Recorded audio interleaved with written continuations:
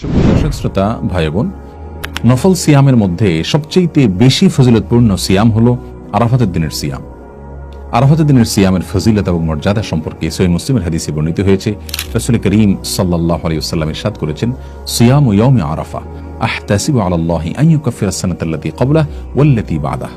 যার অর্থ হলো, আরাফাতের দিনের সিয়াম সম্পর্কে আল্লাহ সুবহানাহু ওয়া তাআলার প্রতি আমার ধারণা হলো, এর বিনিময়ে তিনি 1 বছর পূর্বের এবং 1 বছর পরের অর্থাৎ অগ্রিম 1 বছরের গুনাহ খাতা এবং ছোটখাটো ভুল ত্রুটি এগুলোকে মাফ করে দিবেন। অন্য কোনো সময়ের নফল সিয়াম সম্পর্কে এত বিশাল ফজিলত এবং মর্যাদার কথা আমরা জানি না যে 1 বছর পূর্বের এবং 1 বছর পর অর্থাৎ অগ্রিম 1 বছরের গুনাহ মাফ করা হবে। আর সেজন্য পৃথিবীর বিভিন্ন প্রান্তে ছড়িয়ে ছিটিয়ে থাকা মুসলিমদের মধ্যে যারা হজে যাচ্ছেন না, তাদের জন্য আরাফাতের দিনের সিয়াম অনেক বেশি গুরুত্বপূর্ণ একটি আমল। কোনোভাবেই যেন আরাফাতের দিনের সিয়ামটি মিস না হয়, সেই চেষ্টা আমাদের সকলেরই থাকা উচিত। আরাফাতের দিনের সিয়ামের ফজিলত এবং মর্যাদা পেতে আমাদেরকে ঠিক কোন দিনে রোজা রাখতে হবে এ সম্পর্কে ওলামায়ে কেরামের 2টি মত রয়েছে। প্রথম মত হলো, অনেক ওলামায়ে কেরাম মনে করেন হাজী সাহেবগণ যে দিনে আরাফাতের ময়দানে অবস্থান করবেন সেই দিনটিতে আমাদেরকে এই রোজাটি রাখতে হবে। পৃথিবীর যে প্রান্তে আমি থাকি না কেন, আমাকে দেখতে হবে হাজী সাহেবগণ আরাফাতের ময়দানে কোন দিনে অবস্থান করেছেন তার সাথে মিল রেখে রোজা রাখতে হবে।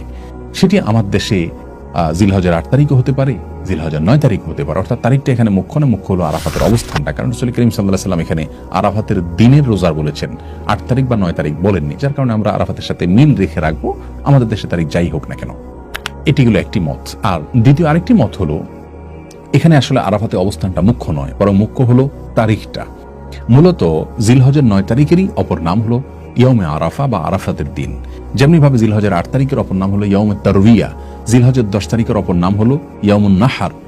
এই মতের প্রবক্তা ওলামায়ে কেরামের বক্তব্য হলো যে নবী আলাইহিস সালাম আরাফাতের দিনের সিয়াম বললেও মূলত 9 তারিখকে তিনি বুঝিয়েছেন, কারণ 9 তারিখকেই আরাফাতের দিন বলা হয়। যার কারণে পৃথিবীর আমরা যে যে প্রান্তে অবস্থান করছি, আমাদের সেই স্থানে চাঁদ দেখার উপরে ভিত্তি করে যেই দিনটিতে জিলহজের 9 তারিখ হবে সেই দিনটিতে রোজা রাখলে আরাফাতের দিন হিসাবে সেটি বিবেচ্য হবে, গণ্য হবে ইনশাআল্লাহ বিইذনিল্লাহ। আমি এক সময়ে প্রথম মতের যে সমস্ত ওলামায়ে কেরাম রয়েছেন তাদের মতটিকে বেশি শক্তিশালী মনে করতাম, কিন্তু এখন আমার কাছে মনে হয় দ্বিতীয় মতটি অধিক শক্তিশালী এবং যুক্তিযুক্ত। তার কারণ আজ থেকে 100 বছর আগে যদি আমরা চলে যাই, আমরা দেখব যখন প্রযুক্তির এই উন্নতি ছিল না, তখন কিন্তু হাজী সাহেবগণ কোন দিনে আরাফাতে অবস্থান করছেন দূর দূরান্তের মানুষদের জানার কোনো উপায় ছিল না। তারা আরাফাতের দিনের রোজা নিশ্চয়ই তাদের দেশের চাঁদ দেখার উপর ভিত্তি করে, তাদের ভূখণ্ডের চাঁদ দেখার উপর ভিত্তি করে নিশ্চয়ই তারা জিলহজের 9 তারিখে রেখেছেন। অতএব এটাই সবচেয়ে স্থায়ী এবং টেকসই মত